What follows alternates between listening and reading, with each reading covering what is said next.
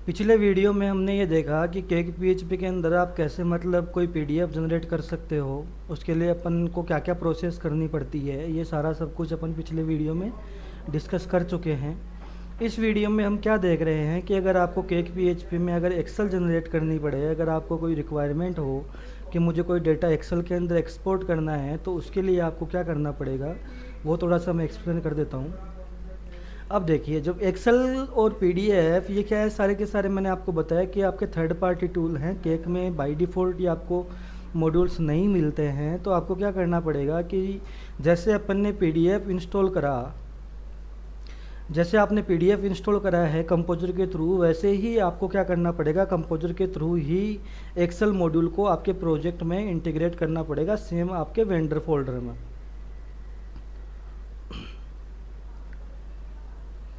तो अपन ने क्या कर रखा है, यहाँ देखिए, जैसे मान लीजिए ये मेरा पीएचपी एक्सेल है। अब आपको जो एक्सेल जनरेट करने के लिए जो मॉड्यूल पीएचपी में यूज में लेना है वो होता है आपका पीएचपी एक्सेल। आप सिंपल गूगल के ऊपर ये सर्च करोगे how to install PHP Excel using composer, तो आपको सेम जैसे पीडीएफ की कमांड मिली थी वैसे ही आपको पीएचपी एक्सेल की कमांड मिल जाएगी। अब आपको उसको क्या करना है, कंपोजर के अंदर इस वेंडर फोल्डर में सीएमडी में जाके कंपोजर के थ्रू वो इंस्टॉल करना है। मेरे यहाँ पे पीएचपी एक्सेल बाय डिफ़ॉल्ट मैंने पहले प्रोजेक्ट में मेरी रिक्वायरमेंट थी तो मैंने इसको ऐड कर रखा है, तो मैं डायरेक्ट इसी के ऊपर अब काम करके दिखा रहा हूँ आपको। अब यहाँ देखिए, अब जैसा अपन ने पिछले वीडियो में देखा था कि ये जो अपना पीडीएफ वाला कोड है, पीडीएफ वाले कोड में अपने को क्या करना पड़ रहा था, सिंपल अपन ने क्लास उसकी एक्सपोर्ट करवाई, यहाँ पे इंक्लूड करवाई, और उसके बाद में अपने को जो भी एचटीएमएल सेट करना था वो अपन ने सेट करा, और एमपीडीएफ आउटपुट फंक्शन के थ्रू अपन ने जो भी आउटपुट अपने को पीडीएफ में जनरेट करना था वो अपन ने यहाँ जनरेट कर लिया। लेकिन एक्सेल में भी सेम ऐसा ही कंसेप्ट है, बस थोड़ा सा अपने को कंट्रोलर के ऊपर भी मतलब कुछ फाइलें वगैरह है जो अपने को इंक्लूड करवानी पड़ती है कंट्रोलर के थ्रू। उसके बाद में आपका जो सेम कोड ऐसा ही आपको एक्सेल की फाइल बनानी है अपने को, जैसे मैंने pdf.ctp बनाई है वैसे ही आप सिंपल किसी भी नाम से अपनी फाइल क्रिएट कर सकते हो पीएचपी में, और उसके अंदर आपको जो एक्सेल जनरेट करने वाला कोड होता है वो आपको यहाँ पुट करना होगा। अब एक्सेल जनरेट करने के लिए सबसे पहले आपको कंट्रोलर पे क्या काम करना होता है वो मैं बताता हूँ। आपको क्या करना है कि जैसे मान लीजिए अब मैंने यहाँ क्या कर रखा है, मैंने जो पीएचपी एक्सेल वाला मॉड्यूल था ये मैंने मतलब बाद में मेरे प्रोजेक्ट के अंदर इंस्टॉल करा था। मैंने आपको बताया कि अब मैं मेरे प्रोजेक्ट पे एंड लेवल पे था, तो मैं डायरेक्ट कंपोजर के थ्रू जाके इस प्रोजेक्ट को मैं जो पीएचपी एक्सेल है उसको मैं मेरे प्रोजेक्ट में इंस्टॉल नहीं कर सकता था, क्योंकि उससे मेरा प्रोजेक्ट है वो मतलब क्रैश होने का मुझे डर था। तो मैंने क्या करा, सिंपल एक प्रोजेक्ट से मेरा जो फोल्डर है वो मैंने यहाँ मेरे वेंडर फोल्डर में डाला। अब मुझे क्या करना है, वो फाइलें जो मेरे को अब मेरे कंपोजर के थ्रू मेरे जेसन वगैरह में तो अपडेट हुआ नहीं है मेरे को पाथ, तो डायरेक्ट मेरी जो जैसे मैंने पीडीएफ चलाई थी वैसे मतलब डायरेक्ट मेरी एक्सेल तो यहाँ चलेगी नहीं। तो अब मुझे क्या करना पड़ा, मुझे यहाँ कस्टम पाथ मेरे को प्रोवाइड करना पड़ा इस एक्सेल का। अब मैं क्या कर रहा हूँ, इंक्लूड अंडरस्कोर वंस क्या कर रहा है, आपकी जो फाइल आप इंक्लूड कर रहे हो इसको एक बार के लिए आपकी फाइल के अंदर एग्जीक्यूट कर देगा, मतलब इंक्लूड कर देगा इसको। अब रूट क्या करता है, रूट आपका जो फोल्डर है, जो प्रोजेक्ट फोल्डर है यहाँ तक का ये आपको आप पाथ का मतलब फोल्डर का पाथ प्रोवाइड करवा देता है रूट। उसके बाद में मुझे कहाँ जाना था, वेंडर फोल्डर में मैंने मेरा पीएचपी एक्सेल फोल्डर रखा हुआ था, तो मैंने यहाँ पे /वेंडर लगाया। वेंडर के बाद में मेरे को जो पीएचपी एक्सेल वाला फाइल फोल्डर था उसमें जाना है, उसमें क्लासेज में जाने के बाद मुझे php वाली फाइल को मुझे एक्सेल जनरेट करने के लिए एक तो वो काम में लेनी थी, तो मैंने ये वाली एक तो php यहाँ फाइल इंक्लूड करवा ली। उसके बाद में जो मेरा php का एक्सेल का जो आउटपुट जनरेट होता है वो आपका आउटपुट जनरेट होता है iofactory.php से। तो ये दो क्लासेज मैंने php एक्सेल को जनरेट करने के लिए यहाँ पे इंक्लूड करवाई है। तो आपको जब php एक्सेल जब आप यहाँ जनरेट कर रहे हो तो आपको ये दो फाइलें अपने मतलब कंट्रोलर में आपको इंक्लूड करवाना कंपलसरी होगा, अगर आपने विदाउट कंपोजर आपने php एक्सेल अपने प्रोजेक्ट्स में डाला है। तो भाई अगर आपने ऐसा नहीं कराया तो फिर आपको ये देखना पड़ेगा कि कंपोजर से जो मैंने इंस्टॉल करा मेरी php एक्सेल उसका मेरे जो कंपोजर.json में है पाथ है वो क्या बन रहा है, उसको आप सिंपल यहाँ यूज वेरिएबल को यूज में लेके और आप डायरेक्ट वो क्लास कॉल करवाओगे तो वहाँ तक का पाथ आपके इस कंट्रोलर में ऑटोमेटिकली आपको मिल जाएगा। उसके आगे आपको जो भी क्लास काम में लेनी है वो क्लास का आप सिंपल नाम लिखोगे तो आपको PHP एक्सेल वाला जो मॉड्यूल है वो आपकी फ़ाइल के अंदर इम्प्लीमेंट हो जाएगा। अब उसके बाद में मैंने क्या करा, यहाँ देखिए, सबसे पहले मुझे क्या करना था, PHP एक्सेल जनरेट करने के लिए मुझे एक आइकन लगाना है जिसके थ्रू मैं क्या करूँ, मेरी PHP जनरेट कर सकूँ, PHP एक्सेल जनरेट कर सकूँ। आइकन के लिए जैसे आपको सिंपल क्या करना है, जैसे ही आप यहाँ ये सारी चीज़ें जनरेट कर रहे आइकन बना रहे थे, वैसे ही सिंपल आप HREF के थ्रू या जो एंकर टेक के थ्रू मतलब सिंपल एक आइकन अपना क्रिएट कर सकते हो।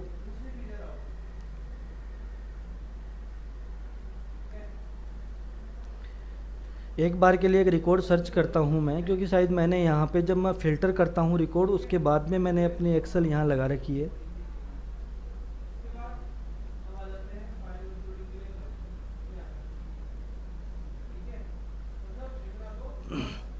ये मैं सुपर एडमिन से मैंने लॉगिन कर रखा है, इस वजह से इसमें वो एक्सेल वाला ऑप्शन नहीं है। मैं एक बार आपको ब्रांच से लॉगिन करके वहाँ लेके जाता हूँ। वहाँ अपन ने रिपोर्ट्स वगैरह जो बना रखी है सारी एक्सेल में बना रखी है, तो वहाँ से मैं आपको वो वाला मॉड्यूल जो अपन ने क्या का कोड कर रखा है उसमें कंट्रोलर पे अपन क्या कोड लिखते हैं एक्सेल के लिए, वो सारी चीज़ें आपको अभी मैं इस वीडियो में एक्सप्लेन कर रहा हूँ। ब्रांच का लॉगिन करा मैंने।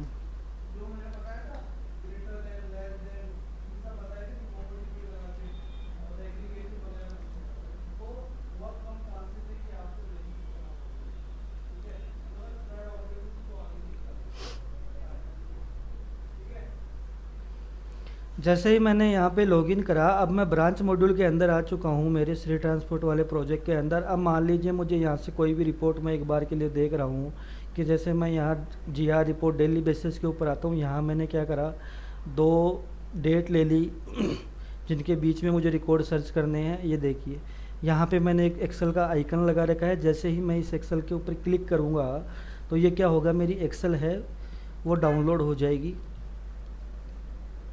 अब इस एक्सेल को डाउनलोड मतलब कर रहे हैं अपन। अब इसके अंदर कैसे डेटा राइट हो रहा है, क्या अपन कंट्रोलर पे कोडिंग कर रहे हैं, ये अपन देख रहे हैं अभी। अब देखिए यहाँ मुझे क्या करना पड़ रहा है, देखो ऊपर जो मैंने लिंक बना रखा है ये मेरा कंट्रोलर है रिपोर्ट्स। उसके बाद में जो मेरे एक्शन का नाम है वो मेरा है GR_daily। तो मुझे क्या करना है, इस एक्शन को चेक करने के लिए सबसे पहले मुझे रिपोर्ट कंट्रोलर में जाना पड़ेगा, क्योंकि मैं रिपोर्ट कंट्रोलर को एक्सेस करना हूँ यहाँ पे। तो मैंने सबसे पहले CR ट्रांसपोर्ट SRC में गया। SRC में मेरा कंट्रोलर फोल्डर, कंट्रोलर किस में है, एडमिन में है मेरा। यहाँ से मैंने क्या करा, मेरा रिपोर्ट्स वाला जो कंट्रोलर था उसको ओपन कर लिया।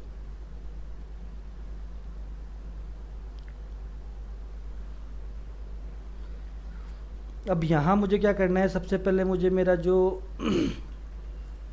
ये जो GR डेली वाला जो फंक्शन है उसको मुझे फाइंड करना पड़ेगा। तो मैंने यहाँ पे सिंपल इसको कंट्रोल F करा।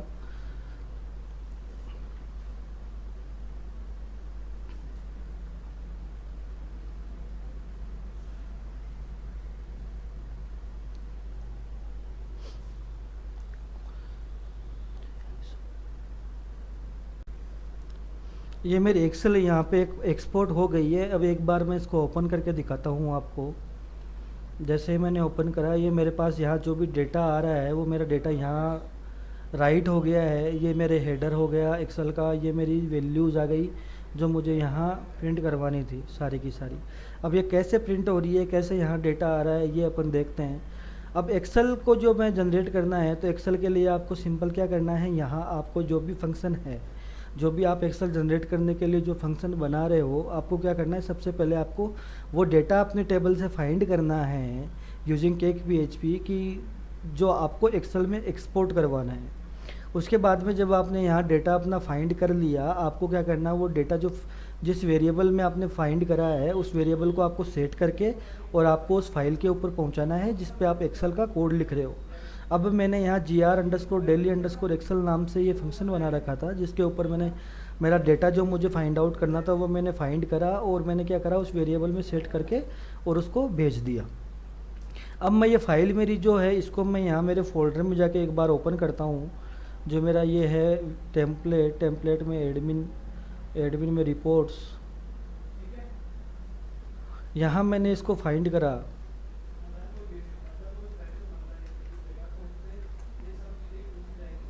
ये मेरी फ़ाइल मुझे यहाँ मिल चुकी है। अब मैं इसको क्या करता हूँ, एडिट करता हूँ।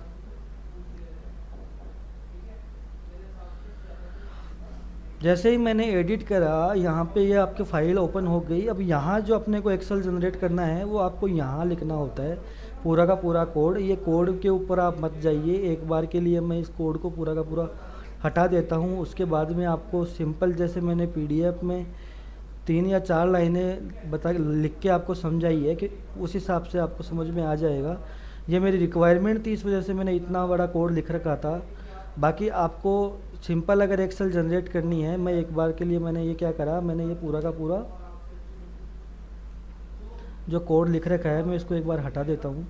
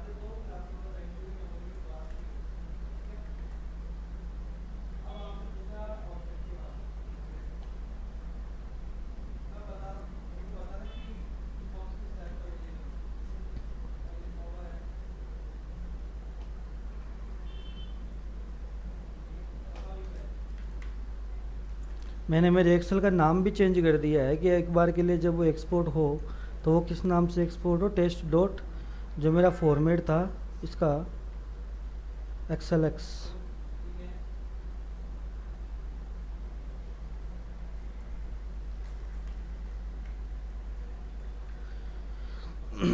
अब यहाँ क्या करना है, सबसे पहले जो कोड लिखा हुआ था मैंने इस फाइल को पूरा रिफाइन कर लिया है। जो पहले का कोड था मैंने सब कुछ हटा दिया है। अब ये आपका बेसिक कोड आ गया इस फाइल के अंदर, जो आपको कंपलसरी है किसी भी एक्सेल को एक्सपोर्ट करवाने के लिए। मतलब इतना तो आपको ये लिखना ही लिखना पड़ेगा, तब जाके आपकी एक्सेल मतलब एक्सपोर्ट होगी using PHP Excel in PHP। अब सबसे पहले अपने को क्या करना है, जैसे अपन ने क्या करा था, PDF की जो क्लासेस थी MPDF वाले मॉड्यूल में, तो अपन ने क्या करा था, MPDF की क्लास कॉल करवाई थी। क्योंकि इन क्लासेज में क्या हो रहा है, इन क्लासेज में ऑलरेडी जो आपका एक्सेल जनरेशन का कोड है वो थर्ड पार्टी टूल है, उसमें ऑलरेडी वो सारा का सारा कोड लिखा हुआ है। अपने को उसमें कुछ चेंज नहीं करना, क्या कर रखा है उसमें दिमाग नहीं लगाना। अपने को केवल उन क्लासेज को यूज में लेना है यहाँ पे, और अपने को सिंपल अपनी एक्सेल एक्सपोर्ट करनी है। अब मैंने क्या करा, सबसे पहले मैंने यहाँ पे मेरी क्लास जो PHP एक्सेल थी उसको यहाँ पे इंक्लूड करा है, उसको एक वेरिएबल में ले लिया मैंने, PHP OBJ PHP एक्सेल करके एक वेरिएबल बनाया। इसके अंदर मैंने मेरी जो क्लास है वो मैंने यहाँ पे इनिशियलाइज कर दी है। अब मुझे कहीं पे भी अगर इस PHP एक्सेल वाली क्लास की ज़रूरत पड़ती है तो मैं इस वाले वेरिएबल को काम में लूँगा। उसके बाद में जो आप ऊपर जो लाइनें देख रहे हो, ये जो 2 लाइनें आपको मैंने बताई है, ये इसकी एक्सेल की डिफ़ॉल्ट लाइंस होती है PHP कोड में। अगर आपको यहाँ पे जब भी आप एक्सेल जनरेट कर रहे हो PHP में, तो आपको ये मतलब 3 लाइनें तो आपको रखनी ही रखनी है वहाँ पे। इनमें आपको कुछ भी चेंज नहीं करना। आप एज इट इज़ उठा के अपनी जो भी फाइल्स है पुरानी, उसमें से या गूगल से कहीं से भी आप उठा के सिंपल कॉपी पेस्ट कर सकते हो। क्योंकि ये मतलब जो आपकी एक्सेल का कौन राइटर है, क्या कैटेगरी है, कीवर्ड वगैरह है, ये बेसिक सी चीज़ें इन्होंने यहाँ पे डाल रखी है। इनमें अपने को कुछ भी चेंज नहीं करना है। उसके बाद में अपन ने एक वेरिएबल बना रखा है $style_array। ये क्या कर रहा है कि इस एक्सेल सीट में जो भी मैंने आपको दिखाई है, इसमें मैंने कुछ कलर वगैरह ऐड कर रखा है। यहाँ मैंने कुछ फ़ॉन्ट साइज़ वगैरह सेट कर रखी है, फ़ॉन्ट फैमिली सेट कर रखी है। तो मतलब आप एक्सेल में सिंपल अपना डिज़ाइन भी मैनेज कर सकते हो, कि कौन सी एक्सेल को आपको कौन सा कलर देना है, अगर फ़िल्टर लगाना है, क्या करना है, वो सारी चीज़ें आप यहाँ से मैनेज कर सकते हो। अभी जैसे मान लीजिए मैंने यहाँ पे फ़ॉन्ट साइज़ मुझे 10 रखनी थी, तो मैंने यहाँ साइज़ 10 पास कर दिया। अगर मुझे फ़ॉन्ट फैमिली लगानी है यहाँ पे, तो मैंने यहाँ सिंपल नेम रखा और उसके अंदर जो भी मेरी फ़ॉन्ट फैमिली मुझे लगानी है मेरी एक्सेल के ऊपर, तो वो मैंने फ़ॉन्ट फैमिली यहाँ पास कर दी।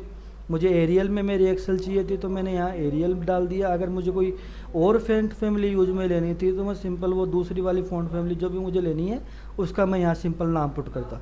अगर आप चाहो तो ये रख सकते हो वेरिएबल जो आपने डिक्लेयर करा है, अदरवाइज़ आप इसको हटा भी सकते हो। उसके बाद में आता है आपका $PHP Excel get default style apply from area. अब यहाँ अपन क्या कर रहे हैं, जो भी अपन ने ऊपर एक वेरिएबल बनाया है, इसमें अपन ने जो भी कोड चेंज करा है उसको अपन यहाँ क्या कर रहे हैं, अप्लाई कर रहे हैं।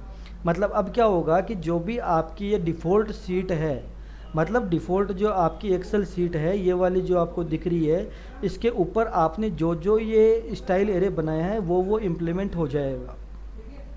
क्योंकि आपने क्या करा है, यहाँ पे जो पैरामीटर्स जो एक्सेल के लिए लिखे थे, जो मतलब अरेंजमेंट आप एक्सेल का चाहते थे वो आपने यहाँ सिंपल पास कर दिया। तो अब क्या होगा कि ये आपकी जब एक्सेल एक्सपोर्ट होगी तो वो आपकी यहाँ जो भी आपने पैरामीटर्स पास कर रहे हैं उस हिसाब से आपकी डिजाइन होके यहाँ डाउनलोड होगी। बाकी आपको अगर ज़रूरत नहीं है, आप सिंपल एक्सेल एक्सपोर्ट करना चाहते हो तो आप इसको यहाँ से हटा भी सकते हो, इससे कोई प्रॉब्लम नहीं आएगी आपकी। जैसे मान लीजिए अगर मुझे इसको हटाना है तो मैं यहाँ हटा देता हूँ। अब यहाँ सिंपल आपको अगर एक्सेल एक्सपोर्ट करनी है उसको डायरेक्ट आपके ब्राउज़र से, तो आप सिंपल यहाँ हेडर्स फाइल जो इन्होंने दे रखी है ये भी आप सिंपल कहीं गूगल से कॉपी पेस्ट कर सकते हो, इसमें कोई दिक्कत वाली बात नहीं है। यहाँ आप जिस भी फाइल नेम से आपको एक्सेल एक्सपोर्ट करनी है वो आप फाइल नेम यहाँ पे इसको इंक्लूड करवाओगे। अब यहाँ मैंने जो फाइल नेम दिया test.xl, इसको मैंने यहाँ सिंपल पास कर दिया। उसके बाद में आपको सबसे जो इम्पोर्टेंट चीज़ देखनी है वो है आपका क्रिएट ऑब्जेक्ट राइटर। ये क्या कर रहा है कि जो भी आप एक्सेल ऊपर आपने डिफ़ाइन करी है आपने उसको यहाँ पास करना होता है। तो ये क्या करेगा, क्रिएट राइटर क्या करेगा, जो भी आपने डेटा बनाया है, जो डेटा आपने ऊपर डिफ़ाइन करा है उसको एक्सेल के फॉर्मेट में राइट कर देगा।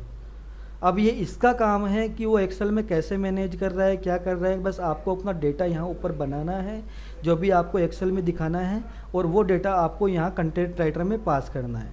जैसे अपन यहाँ PDF वाले में देखा था अपन ने राइट HTML में अपन अपना $HTML पास करते थे। अब वो कैसे HTML बन रहा है, कैसे वो डेटा को मैनेज कर रहा है, वो थर्ड पार्टी टूल का जो उन्होंने कोडिंग कर रखी है उस हिसाब से वो मैनेज हो रहा है।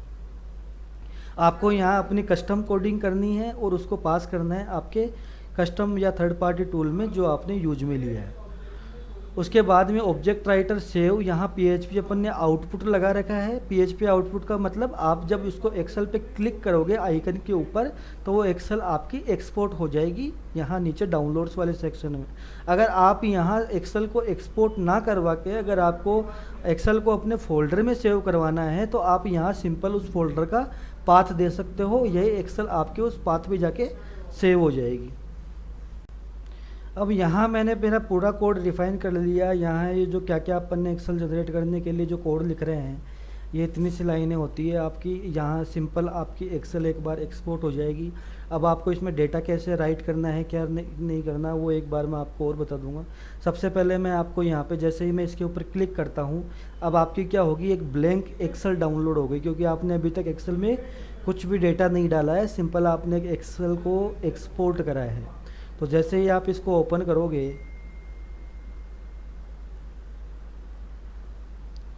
ये देखिए आपकी एक्सेल एक्सपोर्ट हो गई यूजिंग PHP। अब आपको इसमें डेटा पुट करना है कि मैं चाहता हूँ कि यहाँ डेटा भी मेरे पास में जो इंसर्ट होके आए, तो उसको कैसे डेटा को अपन इंसर्ट करते हैं। अब आपको सिंपल यहाँ कुछ नहीं करना। जब आपको डेटा इंसर्ट करना होता है तो आपको क्या करना होगा, आपको रो और कॉलम को साथ में मैच करवा के कौन से कॉलम के ऊपर क्या वैल्यू इंसर्ट करवानी है उसको थोड़ा सा आइडिया में लेके और फिर अपना कोड लिखना होता है। मान लीजिए मुझे यहाँ पे इस A1 के ऊपर एक हेडर इंक्लूड करना है जिसके ऊपर यहाँ लिखा हुआ है नेम और उसके नीचे जो उसकी वैल्यू लिखी है वो आए विष्णु। तो इसको मुझे कैसे करना है ये मैं आपको बताता हूँ। अब मुझे अगर नेम मेरे हेडर के अंदर प्रिंट करवाना है तो उसके लिए आपको सिंपल एक लाइन लिखनी है। ये आपकी एक्सेल सीट OBJ आपका वेरिएबल हो गया जो आपकी क्लास को कॉल कर रहा है वो। उसके बाद में gate active seat gate active seat का मतलब ये हो गया कि जो करंट सीट आपकी जो काम कर रहे हो जिस पे आप, मतलब ये जो एक्सेल के अंदर जो आपकी सीट एक तरीके से बन के आ रही है, वो वाली सीट आपकी गेट एक्टिव सीट जिसके ऊपर मैं करंट में वर्क कर रहा हूँ। उसके बाद में कोई भी वैल्यू आपको यहाँ सेल मतलब ये वाली जो ये आपको कॉलम दिख रहे हैं, ये इनको सेल बोल रहा है एक तरीके से, एक सेल, ये सेकंड सेल, थर्ड सेल, ये। अब आपको क्या करना है, मुझे यहाँ इस A1 वाली पे, A1 वाली पे मुझे नेम इंसर्ट करना है। तो अपने को क्या, यहाँ देखो अब क्या हो रहा है, जिस भी कॉलम के ऊपर क्लिक कर रहे हो ना आप, ऊपर देखो यहाँ पे आपके उस कॉलम के साथ में आपका रो नंबर भी प्रिंट हो रहा है, कि मतलब अभी मैं क्या हूँ, ए वाले सेक्शन में 4th रो के ऊपर हूँ। आप इसको ऐसे भी समझ सकते हो। अगर मैं बी के ऊपर क्लिक करूँ तो क्या होगा, बी कॉलम में मैं 4th नंबर वाली रो के ऊपर अभी एग्जिस्ट कर रहा हूँ। अब मुझे यहाँ क्या करना है, मुझे यहाँ A1 के ऊपर मेरा नेम हेडर है उसको प्रिंट करवाना है। तो मुझे क्या करना है, यहाँ मैं गया वापस, अब यहाँ वैल्यू को प्रिंट करवाने के लिए या वैल्यू को राइट करवाने के लिए आपको इसका फंक्शन कॉल करना होता है सेट सेल वैल्यू। ये सेट सेल वैल्यू में आपको क्या, दो चीज़ें पास करनी होती है। एक होता है आपका कॉलम की लोकेशन, कॉलम और रो की लोकेशन ये आप साथ पास कर रहे हो, उसके बाद में आपको वो वैल्यू जो आप उस एक्सेल के अंदर राइट करना चाहते हो। अब मुझे क्या करना है, मुझे A1 कॉलम के ऊपर क्या प्रिंट करवाना था, नेम प्रिंट करवाना है। तो मैंने यहाँ नेम डाला और मैंने इसको सिंपल सेव करा। अब मैं वापस जाके और जब इसके ऊपर एक क्लिक करता हूँ तो ये मुझे क्या करेगा, ये मेरे को वहाँ जो A1 कॉलम था मेरा, उस A1 कॉलम में मेरे को यहाँ पे नेम प्रिंट कर देगा। ये देखिए, अब मान लीजिए मुझे इस नेम के अंदर मेरे को वैल्यू डालनी है कोई। अब यहाँ सिंपल वही फंडा जो आपने ऊपर यूज में लिया है, ये मेरा कौन सा कॉलम आ गया, अब मेरा A2 कॉलम आ गया। तो मुझे क्या करना है, A2 कॉलम के अंदर सेट सेल वैल्यू करनी है, बस इतना सा, उसके अलावा मुझे और कुछ नहीं करना। मैंने एज इट इज इसी कॉलम को यहाँ से कॉपी करा और नीचे मैंने क्या करा, यहाँ पेस्ट कर दिया। अब मुझे क्या करना है, यहाँ A1 को A2 करना है और नेम में जो वैल्यू आ रही है मेरे को यहाँ पे इसका नेम चेंज करना है, जो भी मुझे मेरे एक्सेल के अंदर प्रिंट करवाना है। अब जैसे ही मैं इसके ऊपर क्लिक करूँगा, मेरे पास यहाँ क्या होगा, जो मेरी नेम वाली वैल्यू है, जो मेरा नेम वाला कॉलम था उसके नीचे मेरी क्या हुई, वैल्यू मेरी इंसर्ट हो गई। ऐसे ही आप A1 B1 C1 इस रो को आप अपना हेडर डिक्लेयर कर सकते हो, जैसे अपन ने सेट सेल वैल्यू करके करा। और यहाँ आप अपनी वैल्यू को प्रिंट करवा सकते हो, जो भी आपको अपनी एक्सेल के अंदर राइट करवाना है। यह आपका बेसिक कंसेप्ट हो गया। अगर आपको लूप के थ्रू यहाँ पे अगर वैल्यू प्रिंट करवानी है तो आप क्या करो, सिंपल पहले अपना हेडर डिक्लेयर कर दो ऊपर। आप हेडर अपना स्टैटिक भी डिक्लेयर कर सकते हो, लूप के थ्रू भी कर सकते हो, जैसे आपको ठीक लगे। यहाँ अब आपको क्या करना है, अगर मुझे A2 कॉलम के ऊपर करना है तो आप यहाँ सिंपल अपना लूप चला सकते हो। और जो ये आपका कॉलम आ रहा है इसको आप किसी भी वेरिएबल के साथ में, जैसे $i = मैंने 2 डिफाइन कर दिया, जहाँ से आपको वैल्यू ओवरराइट करनी है या राइट करनी है। और यहाँ वैल्यू आपने जो लूप से आ रही है उसको आप डायनेमिक कर दो, तो आपका क्या होगा, एक्सेल के अंदर जो भी वैल्यू है वो आपकी डायनेमिकली राइट हो जाएगी। यह आपका सिंपल जो केक PHP में है वो एक्सेल का मेथड होता है एक्सपोर्ट करने का।